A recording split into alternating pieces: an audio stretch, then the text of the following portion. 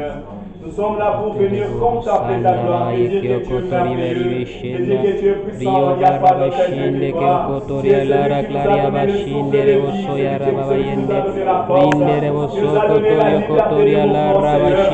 Si nous parlons, si nous sommes là, Seigneur, si nous acclamons, si nous chantons, c'est parce que tu règnes sur nos vies, c'est parce que tu règnes, Père éternel, sur nos familles. Nous voulons pas t'offrir ces temps de gloire, ces temps de louange, ces temps d'adoration, pour te célébrer, pour Barashio to anda kete ribo robo shinde ribara la raba shanda yaki okota hatakanda adibo sondo robo kloro ke yala raba shinda dinde rebo soyo koto yonori ala raba shinde reba bara kanda goro sinda raba yeki okoranda eribo soy kotori ala ribo sonde ke yala raba baribo soto kotori yonori baribo sonda eri ende kete ribo sondo ri raba bashike ora bara bashanda bari ondo hoto kotori de hete kete ri raba bashinda raba yokona avec notre frère, nous allons chanter, c'est maintenant quand nous chantons, nous entrons dans un système d'intercession, nous allons demander la gloire de Dieu, la présence de Dieu, le Saint-Esprit au milieu de nous. Parce qu'il dit que je ne vous laisserai pas seul, je ne vous laisserai pas orphelin. Si jusqu'aujourd'hui tu marches tout seul, ça veut dire que Jésus a dit, je ne vous laisserai pas seul, mais je vous enverrai mon esprit, le Saint-Esprit de Dieu. Il vous conduira dans toute la vérité. Celui qui veut nous conduire dans la vérité, c'est le Saint-Esprit de Dieu. Il dit, il convaincra le monde du péché. Si le Saint-Esprit est avec toi, tu vas haïr le péché, tu vas haïr tout ce qui est mal. Parce que le Saint-Esprit lui-même viendra dans ton cœur et il te parlera à tout moment. Il est celui qui nous donne la force de respecter Dieu, de craindre. La crainte de l'Éternel appartient à l'Esprit de l'Éternel. Et quand l'Esprit de Dieu est en nous, il nous permet de craindre l'Éternel. Alléluia.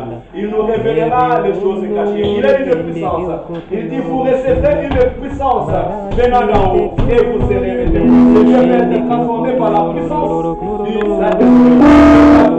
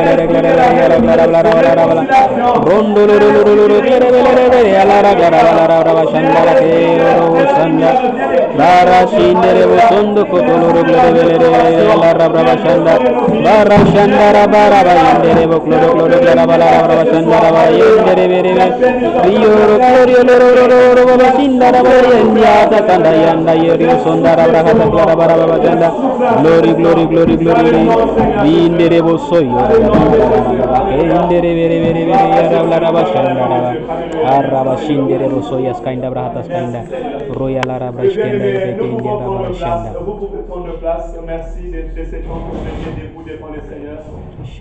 Nous pouvons prendre place et nous célébrons l'Éternel. Et j'aimerais que vous sentez cet renouveau Bénissons notre sœur, elle doit aller au travail. Disons un mot pour le Seigneur. Alléluia, Seigneur, tu l'accompagnes, que le Saint-Esprit, Seigneur, soit avec toi, mon frère, au nom de Christ Jésus. Ce soir, nous voulons être bénis dans la présence de Dieu. Nous voulons monter dans la gloire de l'Éternel. Je veux que quand tu sors d'ici, que tu te dis dans toi-même, je t'ai allé dans la présence de Dieu. Il est écrit, cherchez l'Éternel pendant qu'il se trouve et invoquez-le lorsqu'il est prêt. Amen. J'ai auprès de toi parce qu'il est esprit. Tu ne le vois pas, mais sa présence est là, sa gloire est là et il nous parle à travers toutes les voix que nous écoutons ce soir. Mais ce matin, je veux tout simplement que tu les cherches. À cet instant, dans ton cœur, tu es en train de dire, Seigneur, j'ai besoin de toi. Fais-toi connaître dans ma vie ce soir. Et si tu as quelqu'un qui est malade, c'est le temps où tu peux intercéder et dire, Seigneur, moi je suis là, mais là où il y a ma famille, je demande que ta main puissante soit proclamée dans sa vie. Alléluia. Nous allons donner encore notre bien-aimé un chant et après nous passerons au témoignage. Pourquoi les témoignages? Parce qu'il est écrit qu'ils sont vaincus par le sang de l'agneau et à cause des paroles de leur témoignage. Amen. Donc Jésus-Christ nous a sauvés sur la croix, il est mort et il nous a donné la vie parce qu'il a écrasé la tête du serpent ancien. Il a écrasé le péché, il a écrasé la séparation. Sur la croix, il a écrasé les pensées. Écoutez cette parole. Vous savez, quand l'homme avait péché, Dieu a dit au serpent, je mettrai l'inimité entre toi et la femme, entre sa descendance et ta descendance. Celle-ci t'écrasera la tête et tu le mordras les talons. Amen. Donc, la tête, les crânes, c'est les pensées de l'homme. C'est là où il y a les cerveaux, c'est là où il y a les pensées. Les pensées du diable, c'était de nous séparer de Dieu à cause du péché, à cause de la désobéissance. Et la mère du péché, le plus grand péché, c'est la séparation de l'homme avec Dieu par la désobéissance. Celui qui n'obéit pas à la parole de Dieu pêche.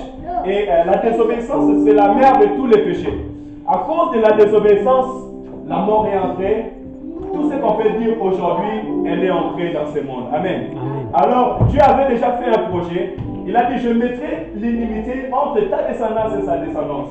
Entre ta postérité et sa postérité. Or, la descendance de la femme, c'était Jésus-Christ qui était venu. Alléluia. Parce qu'en réalité, la femme n'a pas de descendance. La femme, elle est porteuse d'une sémence. Et l'homme fait descendre la descendance. Mais Dieu dira que je mettrai l'inimité entre toi et la femme, entre sa descendance et ta descendance. Voilà pourquoi l'enfant qui devait venir ne devait pas venir de l'homme, mais il devait venir du ciel. L'ange est apparu à Marie et elle a dit, tu porteras un enfant. Et cet enfant, on l'appellera Jésus. Et quand Jésus est venu, il devait partir vers la croix. Pourquoi? Parce qu'il est écrit qu'il est venu pour nous sauver. Alléluia. L'ange a apparu à Marie et à Joseph, il a dit, cet enfant, vous le nommerez Jésus. C'est lui qui sauvera les mondes de ses péchés. Comment il devait nous sauver? C'est par la croix. Et sur la croix, il est mort pour les pardons de tous nos péchés. Et c'est là que nous avons vaincu. Qu'est-ce que nous avons vaincu? Nous avons vaincu la séparation. Parce qu'il y avait une mur de séparation entre nous et Dieu. Nous avons vaincu les péchés. Parce que l'homme lui-même n'est pas à force de combattre les esprits. Parce que les péchés, ce sont les esprits qui nous combattent, les démons. Mais Jésus les a vaincus pour nous libérer. Donc désormais, tu n'es plus esclave du péché, tu n'es plus esclave de la désobéissance. Tu peux vivre selon la crainte de l'Éternel parce que Christ a vaincu. Et ce soir aussi, nous voulons témoigner. Pourquoi témoigner? Parce que quand Dieu fait dans ma vie, je témoigne les faits qu'il a fait dans ma vie, je proclame la victoire dans le monde des esprits. Les anges du ciel rendent gloire à Dieu et en même temps, je fortifie la foi de mon frère et la foi de ma soeur qui est à côté de nous. Amen. Amen. Voilà, donc un chant encore et puis notre frère Sébastien va nous témoigner depuis le temps qu'il est avec nous, ce que le Seigneur a fait dans sa vie. Et après, Maman Monique aussi va nous témoigner pendant ce temps, le temps que nous prions ici les jeudis. Et parmi les signes que Dieu a fait, elle prendra aussi la bouche d'autres personnes, comme Dieu nous a orientés. Et aussi, si Maman permettra, peut-être que Maman Alvin nous partagera un peu son témoignage. Nous prendrons le temps d'écouter la parole de Dieu et prier. Amen. Alléluia. Amen. Il y a la joie. Amen. Il y a la joie. Amen. Je veux chanter un chant D'amour. de la réflexion. Quand il commence à chanter, alors là où tu es, tu penses par rapport à ta vie, comment tu marches,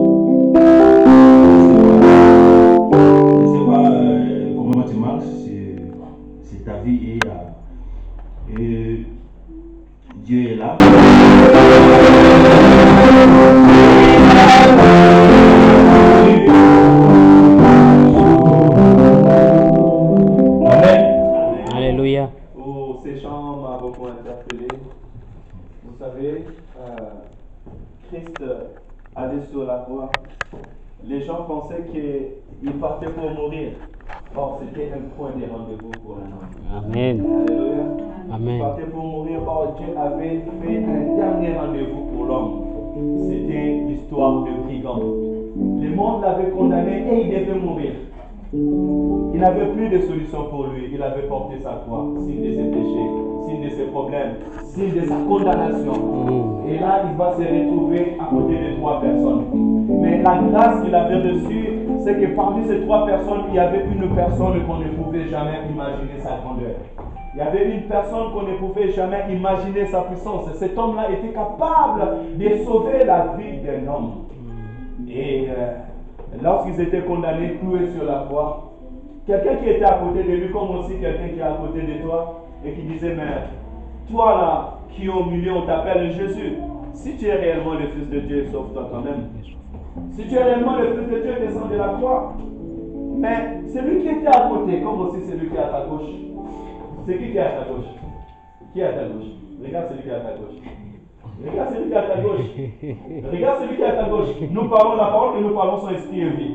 Hein? Ce n'est pas l'histoire, mais c'est la vie. Qui est à ta gauche? Regarde celui qui est à ta gauche. Dis-lui, tu es intelligent. Dis-lui, tu es intelligent. Tu es Vous êtes intelligent. Hein? Alléluia. Vous êtes intelligent. Pourquoi il est intelligent? Parce que il avait dit à son ami, non. Nous, si nous sommes là, c'est parce que nous avons péché. C'est parce que nous avons fait du mal. Voilà pourquoi nous sommes condamnés. Voilà pourquoi nous devons mourir. Mais celui qui est au milieu, lui n'a pas commis de péché. Jésus-Christ est mort pour nos péchés.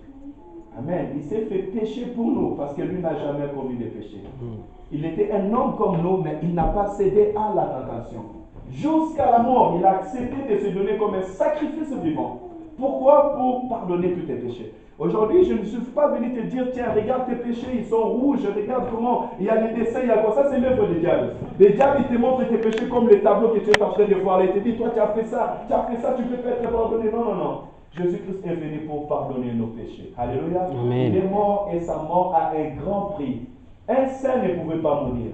Parce qu'il était écrit, le salaire du péché, c'est la mort. Mais Christ a payé un prix pour toi et pour moi parce que ce prix, le péché ne peut pas le contenir parce que c'est le sang d'un innocent. Voilà pourquoi comment Dieu a renversé les pensées du diable. Alléluia. Et avec Christ, nous avons la vie. Mais ce brigand-là, tout simplement, lorsqu'il avait dit, Seigneur, pense à moi quand tu seras dans ton paradis. La parole du Seigneur est sortie dire, aujourd'hui même, tu seras avec moi dans les paradis. On a un Dieu miséricordieux. Amen. Alléluia. Gloire à Dieu. Miséricordieux, ça veut dire qu'il pardonne facilement. Et quand il pardonne, ce n'est pas comme l'homme. L'homme peut te pardonner, dit, il les cache dans un coin de son cœur. Mais quand Jésus pardonne, il ôte, il efface. Il n'y a point de condamnation pour toi, Jésus-Christ. Alléluia. Amen. Donc, vraiment que ces chants t'interpellent, reconnaissons nos mal devant Dieu, afin que Dieu touche nos cœurs. Amen. Amen. Et ça, c'est l'action qui va aller dans ton cœur, qui réellement aujourd'hui tu touches le cœur du Seigneur ce soir. Ne sors pas d'ici avec quelque chose qui dérange ton cœur. Si tu sais que tu as péché, il y a quelque chose qui n'a pas glorifié Dieu dans ta vie, sois comme ces brigands. Dis Seigneur, j'avais péché, pardonne-moi, parce que nous courons vers la vie éternelle. Amen. Nous ne marchons pas, mais nous courons vers la vie éternelle, parce que le temps est mauvais. Amen. Voilà, merci beaucoup. Soyez bénis. On peut acclamer pour notre bienvenue. Nous acclamons le Seigneur. Merci beaucoup. C'est bien d'avoir des adorateurs. On aura besoin de lui tout à l'heure à la fin pour la prière. Je vais laisser la parole à Séraphin qui va nous témoigner pendant quelques minutes. Je te donne pas plus de 10 minutes, je te donne 7 minutes. 7 minutes. Oui. Notre bien-aimé Séraphin, c'est notre frère, je vous présente, serviteur de Dieu là avec nous. Il prie à l'église La Moisson. Je veux dire par là qu'ici, nous sommes une assemblée de convertis en Christ, une association de convertis en Christ. Ça veut dire que tout chrétien est le bienvenu au milieu de nous. Parce que nous, devant le Seigneur Jésus-Christ, nous serons tous ensemble, blancs, noirs, marocains, nigériens, américain, blanc, bleu, beurre, on sera tous devant le trône de Dieu. Alléluia. Donc voilà, et donc de temps en temps, nous verrons aussi des serviteurs de Dieu qui vont commencer à venir de temps en temps avec nous. Alors Séraphin, il a un témoignage à dire. Son témoignage, c'est ce que Dieu a fait de lui depuis qu'on l'a rencontré. Il était enfant de Dieu, mais ça n'a pas empêché qu'il connaisse le combat. Mais chaque jeudi, nous sommes là, nous intercédons et Dieu l'a visité. Vous avez regardé, il est tout beau là. Hein? Hein? À toi, Séraphin, témoigne-nous ce que le Seigneur a fait dans votre vie. Viens au milieu, sois à l'aise. Gloire à Jésus. Alléluia. Amen. Notre Dieu est fidèle. Amen. Notre Dieu est bon. Amen. Notre Dieu est aimant. Amen. Dieu a fait des grandes choses dans ma vie. Mm. En tout cas, depuis que je suis né, et je ne le savais même pas. Mm. Je vais être court. Tout au long de ces derniers temps, je vais partir en 2015, bien sûr. Il y a eu des événements qui ont bouleversé ma vie. Là, j'étais marié avec une femme. Et enfin, ça n'a pas marché, on va dire. Et dans tous les conflits qui s'est déroulés, il s'est trouvé que j'étais, on va dire, surtaxé. Je peux le dire comme ça. Donc j'étais obligé de donner une certaine somme que je n'aurais pas dû le donner en fait. Mais bon, le Seigneur a fait grâce. Pourquoi? Parce qu'au moment où je cherchais mes propres moyens pour résoudre cette affaire, il m'est arrivé, en écoutant un message, et là, un homme de Dieu qui parlait d'une manière que je n'avais pas entendue auparavant. Il m'a dit, quand tu as un souci, tu n'as pas besoin de courir à droite, à gauche. Mets-toi à genoux, présente le Seigneur ton cas. Après le message, je dis, Seigneur, je vais écouter ce que tu m'as dit, parce que je ne l'ai jamais fait. Je me suis mis à genoux, j'ai pris un dossier et je l'ai présenté au Seigneur. Au bout d'un certain temps, pensant que l'affaire était déjà résolue, il y a notre affaire qui arrive avec mon employeur. Nous se sommes séparés et il se trouve qu'il me devait une certaine somme d'argent à cause des aides que j'avais effectuées au sein de l'entreprise. Mais voilà, avec deux problèmes, où on peut dire David contre Goliath. Parce que déjà, j'étais avec une femme, bon, elle est française, désolé, pour les Français, je n'ai rien contre les Français, je suis pas français, je suis français. On l'a donné raison sans avoir écouté le cas. Mon employeur, il a des, on va dire, des gros bras, il a tout. Et moi, j'étais là au milieu, je ne savais pas comment faire. Bon, j'ai fait les démarches nécessaires pour pouvoir pallier ça. Mais à un moment donné, j'avais une certaine inquiétude dans mon cœur en me disant, il te faut quelqu'un qui peut t'aider. Amen. Mais cette personne-là, il n'était pas à côté de moi parce que je ne le voyais pas physiquement. Cette personne était en moi déjà, mais je ne savais pas, il fallait le réveiller. À un moment donné, je croisais un frère, désormais, bon, il n'est pas là aujourd'hui. Il m'a parlé de mon bien-aimé qui est en train de me filmer. Donc j'ai eu un échange avec lui au téléphone, dans la présence du Seigneur, et j'ai décidé de venir. Pourquoi? Parce qu'à un moment donné, j'avais demandé à Dieu, comment se peut-il que je sois tout le temps seul? Je cherchais une famille. Mes parents biologiques, ils sont là où ils sont. Dieu merci, ils vont bien. Mais là où Dieu m'a amené, il m'est fallu une famille. Amen. Donc, je me suis présenté et j'ai été accueilli comme un enfant prodige. Vous voyez les masques que j'ai là. Ma mère est là. Amen. Le premier jour, quand je suis arrivé, je n'ai pas trop parlé. Mais il y avait un amour, j'ai senti quelque chose de nouveau. Un amour très fort. Alors là, de jour en jour, je sentais comme si on me lavait, comme si on me nourrissait, comme si on me chargeait. Et, oh, merci Seigneur pour ta présence. Il a mis en moi une joie. J'étais tout le temps souriant, les gens me demandaient, mais qu'est-ce qui arrive, qu'est-ce qui se passe? Tu as des problèmes, tu as un problème avec ton ex-femme, tu as un problème avec ton employeur, mais tu es tout le temps souriant. Je dis, je ne peux pas vous l'expliquer, il faut tout simplement que vous découvriez ce que je dis. Parce Amen. que c'était à l'intérieur, je ne peux pas le sortir. La seule façon de le faire, c'est de me montrer la joie qui est à moi. C'est la seule chose que je peux vous exprimer. Donc, cette année, Dieu a accompli quelque chose que je tenais depuis un certain temps. Je ne veux pas dire les sommes, parce que les sommes que je vais donner à mon épouse, c'était l'équivalent de 300, enfin si vous multipliez 300 fois 2 ans et demi, vous voyez la somme que ça fait. Non seulement il y avait ces sommes à donner, que je donnais, bien sûr, mais en plus, le malin a mis dans la tête de la dame de me demander 20 000 € de plus. Pourquoi? Parce que je cherchais à trouver un moyen afin qu'on puisse clore notre relation de manière normale. Mais elle a dit non, elle va le faire. On dit divorce en tort. Je pense divorce en tort. Ça veut dire quoi? Ça veut dire que zéro. En fait, je n'avais rien contre elle, mais elle avait tous les charges sur moi. Mais le monsieur me voit tout le temps, il me dit, mais c'est bizarre. Tout le temps, tu es dans la joie. Tu parles du Seigneur Jésus. Mais l'affaire qui est là, et c'est une affaire sérieuse, je dis, une affaire sérieuse. Toutes les affaires sérieuses, il faut les traiter. Alors je lui ai dit, écoutez monsieur, moi je ne peux pas inventer quoi que ce soit. Je vais vous donner ce dont je dispose, tous les éléments que j'ai, je vais vous le donner. Et je suis sûr que le Seigneur, je lui ai dit à monsieur, vous êtes un avocat, mais Jésus-Christ est l'avocat de tous les avocats. Amen. Comme ça, textuellement. Je dis, mon juge, qui est mon Père céleste, est le juge de tous les juges, même les juges de la cour de grande instance, là où on va se présenter. Le monsieur me regardait un petit peu perplexe, il n'a rien dit. Il est parti. Le papier avec que tu le vois. Qu'est-ce qui se passe? Je dis, la dame avec qui j'ai habité pendant 12 ans et demi, le résultat est là. Tout a été coupé, on a coupé les pieds de Satan.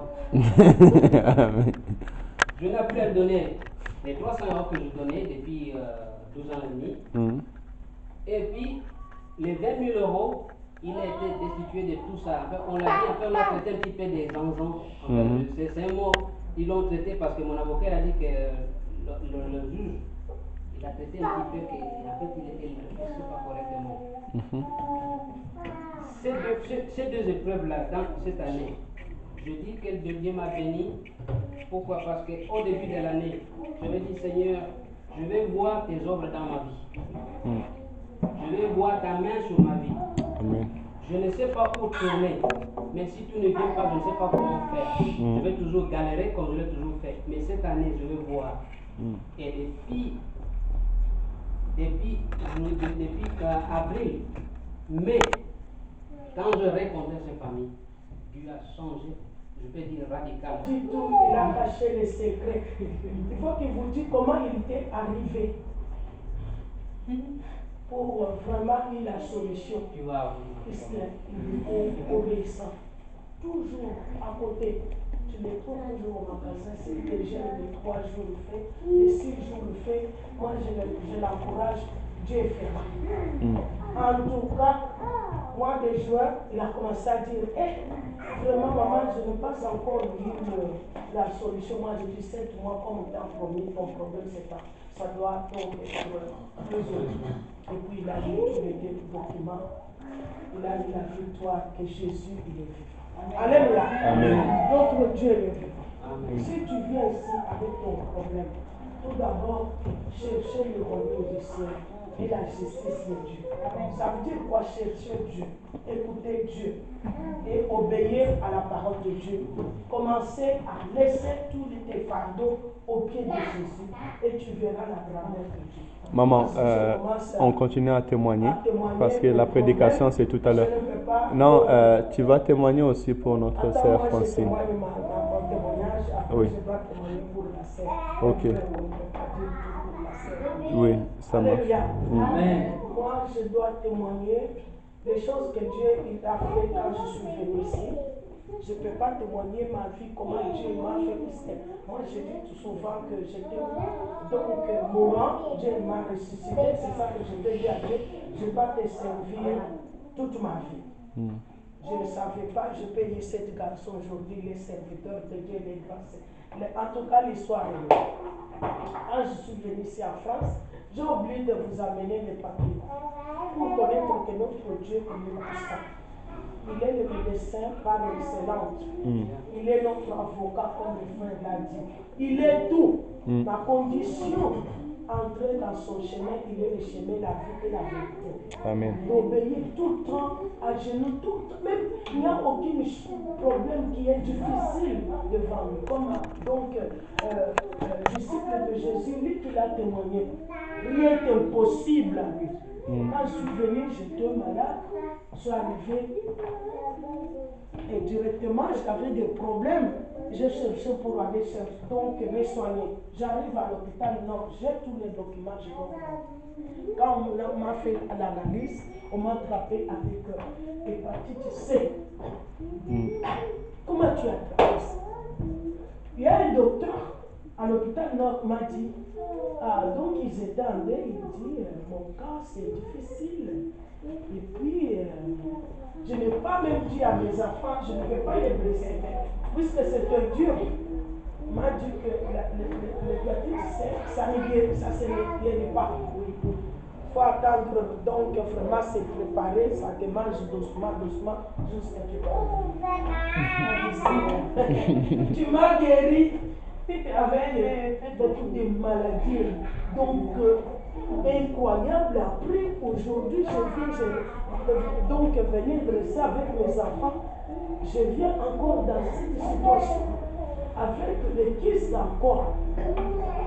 Donc, à partir de fois, alléluia, je l'ai regardé comme ça, la révolution spirituelle est entrée en moi.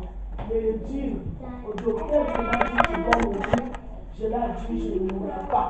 Je dois demander le réveil du Seigneur. Amen. Il a dit, moi je dis, tu m'as choqué. Je ne peux pas mourir. Ça, c'est une maladie. Sont oubliés, là où on savait donc entrer. Mon corps est le temple du Saint-Esprit. Amen. Je sais que mon Dieu, il est là. Alors, j'étais là, qu'il puisse faire tout ce qu'il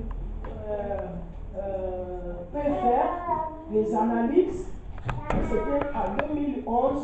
Il m'a dit que donc tu ne peux pas prendre le traitement, c'est très dur, c'est sauvage. J'ai passé les scanners, j'ai passé beaucoup de choses, tous les examens que je peux faire.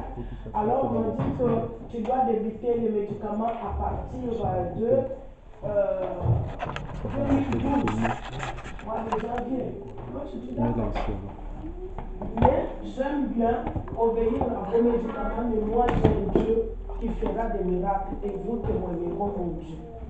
Et chaque jour j'étais devant les médecins, donc avec cet courage, et chaque fois j'ai pris et dit Seigneur, je ne peux pas dire mais je sais que tu es là.